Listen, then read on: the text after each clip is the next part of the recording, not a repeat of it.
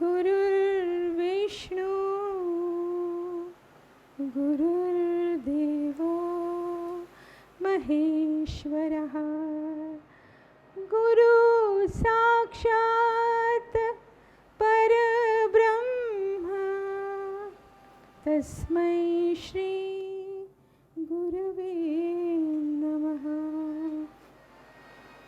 तस्मै श्री गुरवे नमः। तस्मै श्री गुरवे नमः। सर्वांना नमस्कार। आज अतिशय सुवर्ण दिन मला असं वाटतंय की गुरुपौर्णिमेचा उत्सव आपण इतक्या सुंदर रीतीने, इतकं शिस्तपूर्ण आणि ज्याला आपण म्हणतो की डिवोशनली समजा डिवोशन आपल्यामध्येच आहे, म्हणजे ज्याला आपण म्हणतो की सद्गुरूंविषयी दिव्य भाव आपल्या सगळ्यांच्या अंतःकरणामध्ये आहेत आणि ते सर्व भाव, दिव्य भाव आज उसळून वर येत आहेत. मला असं वाटतं तुम्हाला सगळ्यांना त्याचा अनुभव येत असेल, मलाही तो अनुभव येत आहे. मी लगेच सुरुवात करते प्रवचनाला, कारण आपल्याकडे वेळ कमी आहे आणि सद्गुरूंचा महिमा आज माझ्याकडे त्यांचा स्टॉक एवढा मोठा आहे की मला ॲक्च्युली असं झालेलं आहे की मी त्याच्यातले कुठले अनुभव घेऊ, कुठले भाग घेऊ आणि की जे जास्तीत जास्त लोकांना आवडतील आणि पटतील. तर मला एक सुरुवातीलाच सांगा असं वाटतं की आर्य चाणक्य हे नाव तुम्हाला सगळ्यांना माहिती आहे. आर्य चाणक्याने एके ठिकाणी असं म्हटलेलं आहे की एक गुरु 1000 नृप, ज्याला किंग राजा असं म्हणतो, ते राजा निर्माण करण्याचं सामर्थ्य एका गुरुमध्ये असतं. आणि आपले श्री सद्गुरू वामनराव पै यांनी लाखो नामधारकांना तूच आहेस तुझ्या जीवनाचा शिल्पकार हे घोषवाक्य, हे दिव्य वाक्य देऊन आपल्या सगळ्यांना सुखी केलेलं आहे. आपण सगळे आज सुखाच्या साम्राज्यात आहोत. तो राजा एक छोटंसं साम्राज्य असतं, पण आपलं साम्राज्य जे आहे ते आपल्या मनावर आहे, जनावर आहे आणि विश्वावर आहे. एवढी प्रचंड ताकद आपल्याला सद्गुरू श्री वामनराव पैंनी दिलेली आहे. लहानपणी म्हणजे 16व्या वर्षी अनुग्रह घेतला दादा आणि लगेच 1-2 महिन्यात दिव्यबोध, दिव्य साधना सद्गुरूंकडनं मिळाली आणि त्या साधनेतून आणि सद्गुरूंच्या प्रवचनातून एक असं काव्य माझ्याकडून निर्माण झालं. ते शब्दरूपामध्ये मी मांडते. रेशीम आळीप्रमाणे माणूस, रेशीम आळीप्रमाणे माणूस स्वतःभोवती कोश विणून घेतो, विचारांचा अविचारांचा, दुसऱ्यांच्या चांगल्या वाईट शब्दांचा आणि चांगल्या आणि वाईट अनुभवांचा कोश स्वतःभोवती विणून घेतो. रेशीम आळी जी आहे तिला जाणीव होते अंधाराची, बंधनाची आणि ती तो कोश तोडते, फाडते आणि पाहते मोकळे आकाश, घेते स्वच्छ श्वास आणि आकाशामध्ये आनंदाने विहार करते. माणूस इथेच अपुरा आहे हो. माणूस तिथेच अपुरा आहे. तो पाश तोडू शकत नाही, फाडू शकत नाही, मरून जातो. त्याच कोशामध्ये पुन्हा जन्माला येतो, तोच कोश घेऊन, तोच कोश घेऊन आपण जन्माला येतो. मग तुकाराम महाराज काय म्हणतात, किती वेळा जन्मा यावे, किती व्हावे फजित, अशी आपली अवस्था. फजिती, दर जन्माला आपली फजिती. पुनरपि जननम पुनरपि मरणम पुनरपि जननी जननी जठरे शयनम. पुनरपि जननम पुनरपि मरणम पुनरपि जननी जठरे शयनम. म्हणजे तेच जन्माला यायचं, मरायचं, त्याच कोशामध्ये आयुष्य घालायचं. ही मानवी जीवनाची शोकांतिका आहे. समजलं, ही मानवी जीवनाची शोकांतिका आहे. जे सुख ते फुलपाखरू घेऊ शकतं ते आपल्याला का मिळू शकत नाही? कारण जर आपण ज्या वेळेला जन्माला आलेलो आहोत त्यावेळेला सद्गुरू श्री वामनराव पै जर पृथ्वी तलावर नसतील तर हे जे दुःख आहे, ही जी शोकांतिका आहे, ही शोकांतिका जन्मोजन्मी अशीच चालू राहणार. पण आपण फार भाग्यवान आहोत, आपल्याला सद्गुरू श्री वामनराव पैंसारखे सद्गुरू लाभले आणि सद्गुरूंनी आपल्याला अज्ञानाचा जो कोश होता, अंधाराचा जो कोश होता, तो त्यांनी आपला तोडला, आपल्याला सही सलामत बाहेर काढला. समजलं? सही सलामत आपण बाहेर आलो आणि ज्ञानाचा प्रकाश त्यांच्याकडून आपल्याला मिळाला आणि त्यामुळे एक वेगळं जीवन आपलं सुरू झालं. विवेकानंदांनी एके ठिकाणी म्हटलेलं आहे की मानवी स्वभाव हा असा विचित्र आहे की तो कधीही बदलत नाही. विवेकानंदांचं वाक्य आहे की मानवी स्वभाव कधीही बदलत नाही. पण गंमत अशी आहे, जीवनविद्या मिशनमध्ये जो जो येतो तो म्हणतो की माझा स्वभाव बदलला. बघा, प्रत्येकाचा अनुभव आहे, मी बदलले, मी बदललो असं प्रत्येक नामधारक सांगतो. हे का सांगू शकतो माहिती आहे का? कारण सद्गुरूंची प्रवचनं, प्रबोधनं, ग्रंथ वाचन ह्याच्यामध्ये आपल्याला आपल्याकडे असणाऱ्या ज्या वाईट सवयी आहेत ना, या सवयींवरती सद्गुरूंनी घाला घातला. आणि तो घाला कुऱ्हाडीचा घातला का? अहो नाही, कुऱ्हाडीचा घाला नाही घातला. त्यांनी प्रेमाचं पाखरण, प्रेमाच्या पाखरणाने त्यांनी आपल्यावरती घाला घातला आणि त्या ज्या सगळ्या घाणेरड्या अनिष्ट सवयी, मग कोण दारू पित असेल, कोण सिगरेट फुंकत असेल, कोण काय काय माणसं जगातली करत असतात, त्यांचा विचार न केलेलाच बरा, कारण आपलं चिंतन खराब होईल. समजते ना? त्यामुळे अशा घाणेरड्या सवयी तोडण्यास आपल्याला हात मिळाला तो सद्गुरूंचा. त्यामुळे आपल्या घाणेरड्या सवयी ज्या होत्या त्या आपल्या हळूहळू बाजूला झाल्या आणि आपलं जे दिव्य रूप आहे, आपलं जे शुद्ध स्वरूप आहे की नाही, त्या स्वरूपाची पहाट आपल्या जीवनामध्ये उदयाला आली आणि आपण सर्वजण सुखाच्या साम्राज्याचे स्वामी आहोत हे प्रत्येक नामधारकाने लक्षात ठेवलं पाहिजे. आणि आज जे नवीन आलेले आहेत ना, त्यांनीसुद्धा लक्षात ठेवायचं की आपल्याकडे ज्या सवयी आहेत, वाईट सवयी, चुकीच्या सवयी, संस्कारातून आलेल्या, जगाकडे पाहत पाहत आपण जे काही वागतो लहानपणी, त्याच मोठ्यापणाने त्या सवयीचे खिळे होतात, चुकांच्या खिळा होतात, खिळे होतात. तर त्यामुळे आपण सावध राहायचं, आपल्या मुलांच्या ठिकाणी सावध राहायचं आणि आपल्या मुलांना अनिष्ट गोष्टींपासून लांब ठेवायचं. सद्गुरू इतके कृतज्ञ आहेत ना सर्व ठिकाणी, ती कृतज्ञता त्यांच्या जीवनाचा पाया आहे. एकदा एक प्रवचनकार सद्गुरूंशी बोलायला आले आणि ते म्हणाले की वामनराव, म्हणजे ती व्यक्ती काय बोलली ते मी सांगते. वामनराव, श्रोत्यांसमोर प्रवचन करताना तुमचा काय भाव असतो?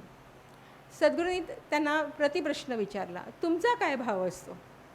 ते म्हणाले की मी ज्या वेळेला प्रवचन करतो किंवा भाषण करतो, बोलतो श्रोत्यांसमोर, त्यावेळेला माझा भाव असा असतो की माझ्यासमोर बसलेला प्रत्येक श्रोता हा मूर्ख आहे. ऐकलं? ती व्यक्ती म्हणाली, माझ्यासमोर बसलेला हा जो श्रोतूवर्ग आहे हे मूर्ख आहेत असं मी म्हणतो आणि त्यांच्या पुढे प्रवचन करतो. मग त्यांनी सद्गुरूंना सांगितलं की मग वामनराव, तुमचा काय भाव आहे, जरा सांगा ना, तुम्ही काय भावातून बोलता? सद्गुरू म्हणाले, मी ज्या वेळेला प्रवचन करतो त्यावेळेला माझ्यासमोर बसलेला सर्व श्रोतूवर्ग जो आहे ना, तो माझ्यासाठी देव आहे.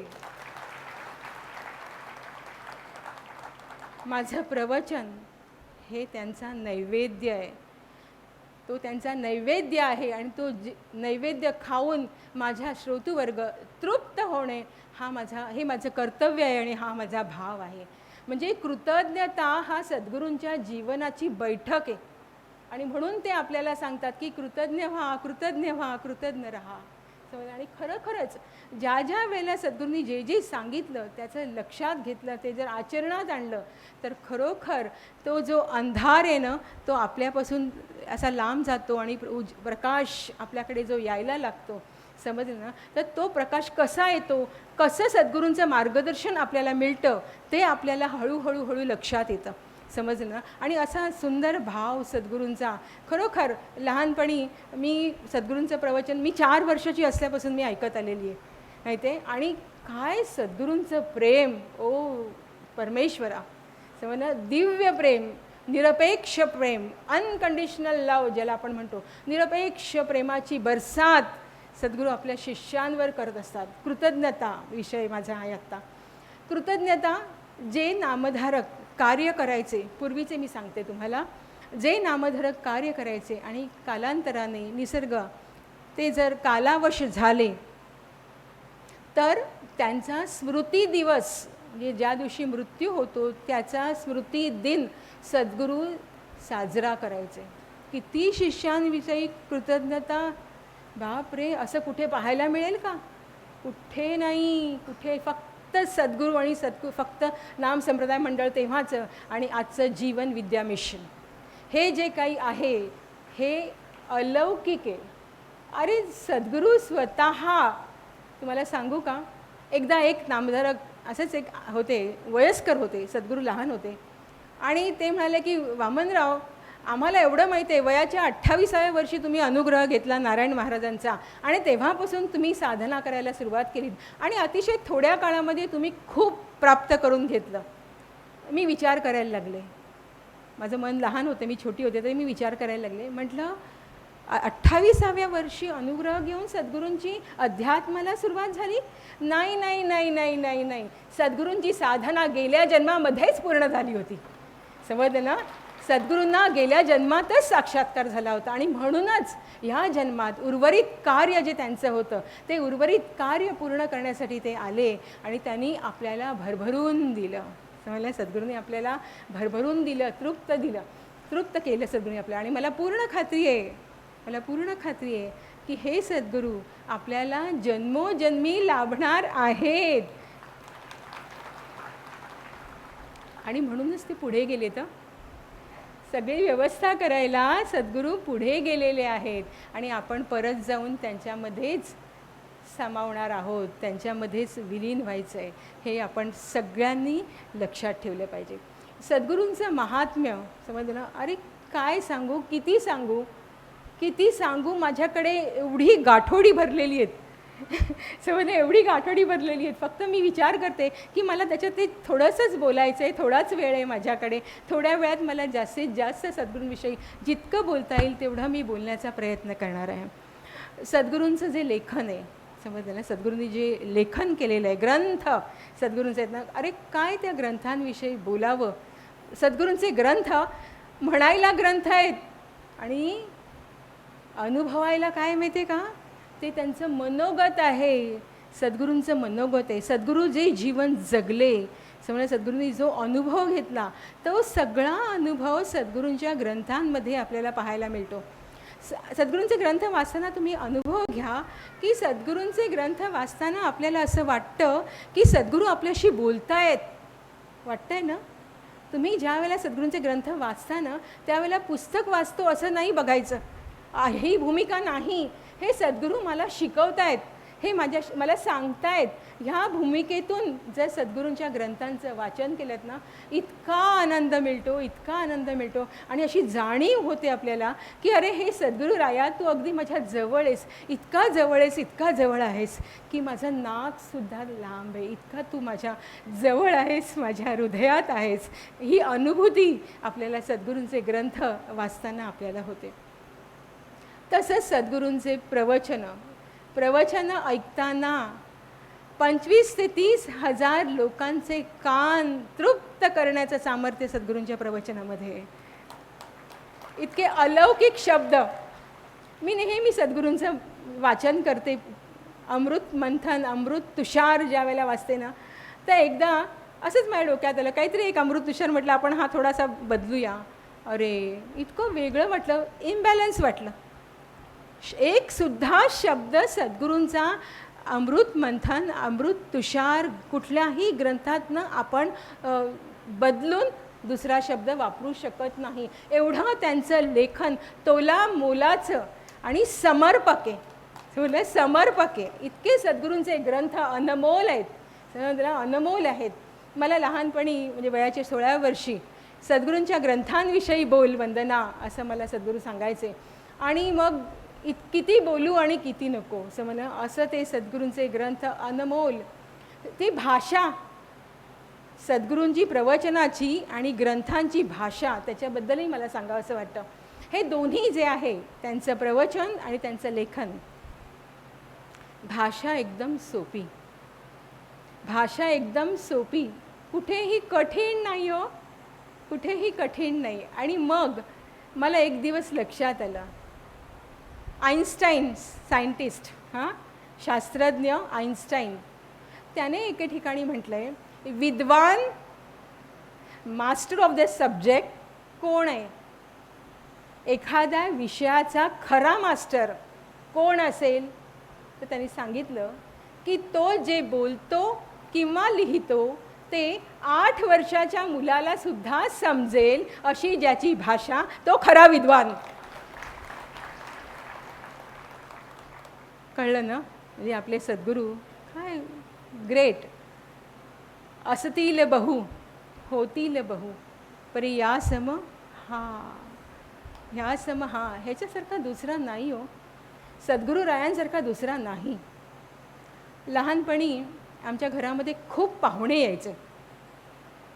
माझे आजीचे माहेरचे, आजीचे नातलग, आईचे नातलग, नंतर फ्रेंड सर्कल इतकं होतं नानांचं, म्हणजे माझ्या वडिलांचं, की इतकी माणसं.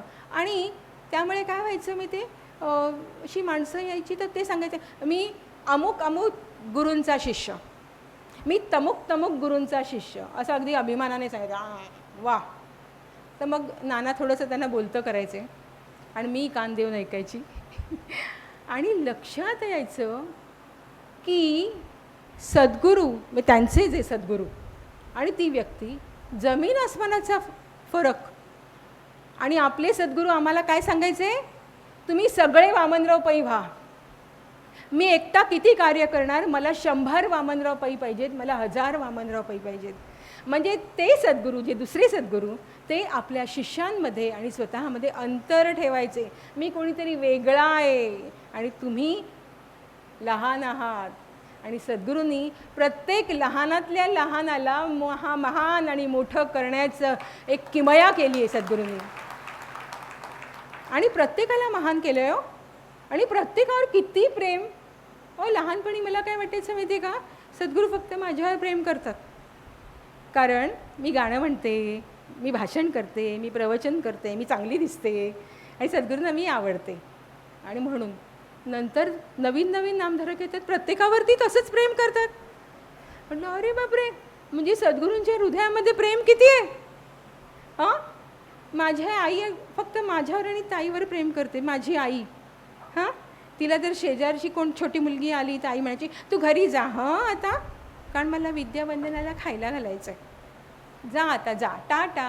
आणि माझी प्रेमळ आई, जिला मी प्रेमळ म्हणते, ती बाकीच्या मुलींना घरी जा आणि विद्यावंदना या, तुम्ही खा, हे खा, चॉकलेट खा, ते खा, वगैरे वगैरे.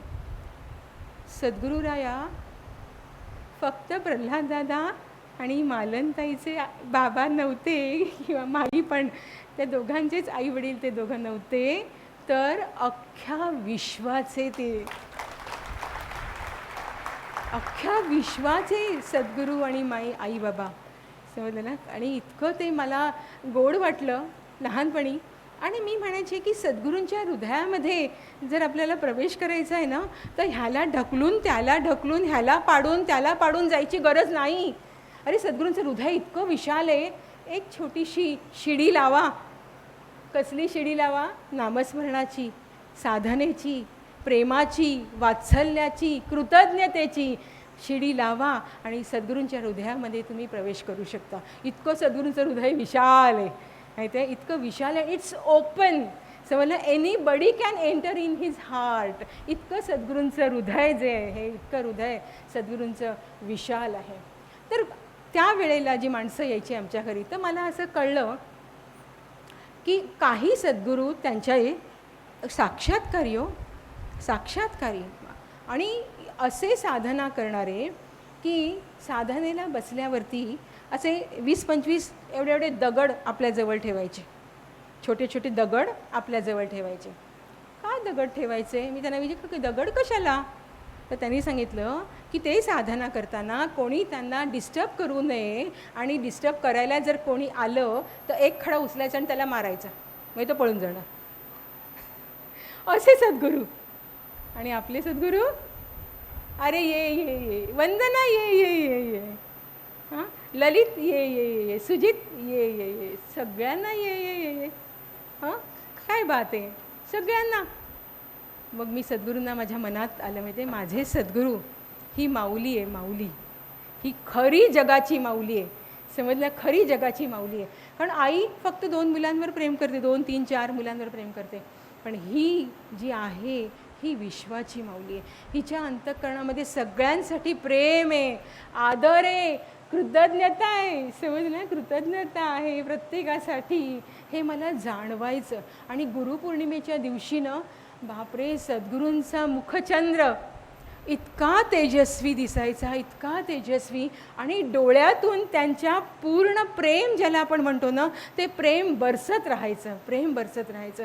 इतकं सद्गुरूंचा सहवास अतिशय गोड. समजलं, सहवास अतिशय गोड. आणि मी लहान असल्यामुळे सद्गुरू मला रागवायचे. मला काय केलं, वंदना असं नाही करायचं, असं मला करायचं आहे. आणि मला इतका आनंद व्हायचा माहिती आहे. का आनंद व्हायचा माहिती आहे? कारण ज्या गोष्टीसाठी सद्गुरू मला रागवायचे तो माझा दोष समूळ त्याचा नायनाट व्हायचा. त्यामुळे सद्गुरू रागवले ना, मला खूप बरं वाटायचं. सद्गुरू रागवले, वा वा वा, माझा आता हा दोष जाणार, ह्याची मला अनुभूती होती आणि मला ते हवं असायचं. समजलं की नाही? तर असं हे सद्गुरूंचं संपूर्ण कार्य हे आपण म्हणतो ना, ज्ञानावर, ज्ञानाचं अधिष्ठान आहे, पण त्या ज्ञानाला कृतज्ञतेची जोड आहे आणि भरपूर प्रेमाची जोड आहे. तुम्हाला कोणाला हा कळला नसेल, पण सद्गुरूंच्या हृदयामध्ये अतिशय प्रेम ज्याला म्हणतो ते प्रेम, आणि ते प्रेम मी इतकं अनुभवलेलं आहे, इतकं अनुभवलेलं आहे. एक किस्सा मला सांगावासाच वाटतो. काय व्हायचं मी ते, लहानपणी नाना म्हणजे माझे वडील, सद्गुरूंचे पहिले शिष्य नाना, सद्गुरूंचं कुठे प्रवचन असेल तर सद्गुरूंना घेऊन जायचे आणि नंतर त्या जागेला त्यांच्या घरी पोचवायचे. आणि मग जाताना येताना नाना, मी आणि कधी असले तर माई किंवा माझी आई, असे आम्ही 3-4 जणं टॅक्सीने जायचं आणि टॅक्सीने यायचं. आणि जर येताना कोणी जास्त माणसं आली तर सद्गुरू मला काय म्हणते, वंदना पुढे ये. सद्गुरू पुढे बसायचे टॅक्सीमध्ये, वंदना पुढे ये, आणि मला पुढे बोलवायचे आणि मला सद्गुरू मांडीवर घ्यायचे. मांडीवर मी बसायची सद्गुरूंच्या, आणि असंच बोलायचं. आम्ही बाहेर मागे बसलेली माणसं त्यांच्याशी बोलणं व्हायचं सद्गुरूंचं. आणि असं करत करत आमचा प्रवास व्हायचा. सद्गुरूंना आम्ही पोचवायचं आणि मग मी आणि नाना घरी यायचो. लग्न झालं, मला 3 वर्षाचा मुलगा झाला, नामेंद्र नावाचा. आणि सद्गुरू मला म्हणाले, वंदना खूप दिवस झाले तू जेवायला नाही आलीस, माईची इच्छा आहे की तू जेवायला यावंस. म्हटलं चालेल महाराज, मी येते. मग कधी, तर मग एक दिवस ठरला, एक शनिवार ठरला, आणि शनिवारी सद्गुरूंचं प्रवचन असायचं 9 वाजता काळा चौकीला हनुमान मंदिरामध्ये. आमचं जेवण वगैरे झालं आणि सगळे, वंदना चल चल चल, अगं 9 वाजायला आली, चल आपल्याला कार्यक्रम आहे, तू काही लक्ष आहे की नाही? हो हो महाराज, चला चला चला. आणि आम्ही खाली उतरलो. खाली उतरल्यावर टॅक्सी, गाडी कोणाकडेच नाही. Taxi taxi taxi taxi taxi, आम्ही थांबवतोय. आणि त्यावेळेला माझे मिस्टर पण होते. माझ्या कडेवर माझा 3 वर्षाचा मुलगा नामेंद्र होता. आणि एकदाची एक टॅक्सीवाला उभा राहिला. समजलं, टॅक्सी उभा राहिल्यावरती सद्गुरूंचं हिंदी खूप छान, सद्गुरूंचं हिंदी खूप छान. काय माहिती आहे का, संपूर्ण वाक्य मराठीत आणि शेवटी फक्त है, असं सद्गुरूंचं हिंदी. आणि त्या टॅक्सीवाला थांबला. मग सद्गुरू म्हणाले, काळा चौकी जायचं आहे. मला हां चलो. आणि मग आम्ही टॅक्सीत बसायला लागलो. टॅक्सी, वंदना असं मला केलं, म्हणजे पुढे ये. मी जरा मागेच राहिले कारण बघते तर 1, 2, 3, 4, 5 माणसं. तर टॅक्सीवाला, देखो क्या कितने लोग जा रहे, 5 लोग. सर म्हणाले 5 लोग? आम्ही 5 लोग नहीं है, आम्ही 4 लोग है. तर तो टॅक्सी म्हणाला हे काय 1 2 3 4 5. तर सद्गुरू माझ्याकडे हात करून म्हणतात हे काय बाई आहे? हे बाई आहे? तो टॅक्सीवाला असं बघतच बसला, हे बाई आहे काय? तर सद्गुरू म्हणाले अरे हे बाई नाही है, हे लहान मुलगी है. तो टॅक्सीवाला म्हणाला हे मुलगी है तो मुलगी के गोदी में मुलगा है. आणि म्हणजे मी मोठी झाले, मला मुलगा झाला, तरी सद्गुरूंच्या दृष्टीमध्ये मी ती छोटीशी वंदनाच होते. जसं आपण आपल्या मुलांना, माझी मुलं मोठी झाली आहेत, आपण थोडंसं विसरतो ना कधी कधी बोलताना, प्रेमात आलं की आपण विसरतो की अरे माझा मुलगा आता मोठा झाला आहे, माझी मुलगी मोठी झाली आहे, आपण विसरतो. तशी माझी माऊली तशी माझी माऊली, मी इतकी मोठी झाले, माझ्या गोदीमध्ये मुलगा होता तरी माझ्या माऊलीला मी छोटीशी मुलगी आहे असं सद्गुरूंना माझ्याबद्दल वाटत होतं. सद्गुरूंच्या बरोबर भरपूर कार्य केलं. मग सद्गुरू मला एकटं पाठवायला लागले. तू जा, पुण्याला जा, सोलापूरला जा, साताऱ्याला जा, कराडला जा, किती किती किती ठिकाणी सद्गुरूंनी मला पाठवलं. आणि मला काय सांगू, मला तिकडे मी घरीच सगळी तयारी करायची, आपला हा विषय तो विषय, हे पॉईंट ते पॉईंट, असा मी पूर्ण अभ्यास करून जायची. आणि तिकडे गेल्यावरती ज्या ज्या स्थळी हे मन जाय माझे, त्या त्या स्थळी निजरूप तुझे, मी ठेवी ते मस्तक ज्या ठिकाणी, तेथे तुझे सद्गुरू पाय दोन्ही, असं मी म्हणायची आणि माझ्या प्रवचनाला सुरुवात करायची. आणि काय सांगू तुम्हाला, प्रवचन पूर्ण वेगळंच व्हायचं, मला कळायचंच नाही. मग मी एकदा सद्गुरूंना म्हटलं महाराज, आम्ही लहानपणी सद्गुरूंना महाराज म्हणायचो, हे महाराज असं होतं आहे की मी घरी विषय तयार करते वेगळा आणि तिकडे ना काहीतरी वेगळंच येतं. तर सद्गुरूला अगं असंच होणार, कारण ऑडियन्स जो आहे ना हा आपल्यापेक्षा सुज्ञ असतो. म्हणून लक्षात ठेव, तू प्रवचन करायला जातेस तेव्हा तू फार मोठी आहेस, फार ज्ञानी आहेस, अनुभवी आहेस, म्हणून तुला मी पाठवत नाही, तर तुला शिकण्यासाठी मी पाठवतोय, हे लक्षात ठेव. म्हणजे सद्गुरूंनी काय घडवलं, समजलं ना, किती घडवलं. कारण व्यासपीठ हे जे आहे ना, हे व्यासपीठ मी ह्याला फार मानते, इतकं मानते, हे ना खरंच खूप अलौकिक असं हे व्यासपीठ आहे. ह्याचा मान आपण सगळ्यांनी राखला पाहिजे, सगळ्यांनी, समजलं. कारण सद्गुरूच अलौकिक, त्यामुळे हा व्यासपीठाचा मान आपण राखला पाहिजे. तर सांगायचा मुद्दा आहे की सद्गुरूंनी आपल्याला सगळ्यांना घडवलं. बघ ग्रंथ आले, म्हणजे मला आता मी 5 मिनटं घेते. इथे आल्यावरती ना माझी जी अनुभूती आहे ती वेगळी आहे. शहाजहानने मुमताज महलसाठी महल बांधला ना, ताजमहल बांधला. आणि तो शहाजहान म्हणायचा की जब भी मैं ताजमहल देखता हूँ तो हे मुमताज मुझे तुम याद आती हो. तसंच इथे आल्यावरती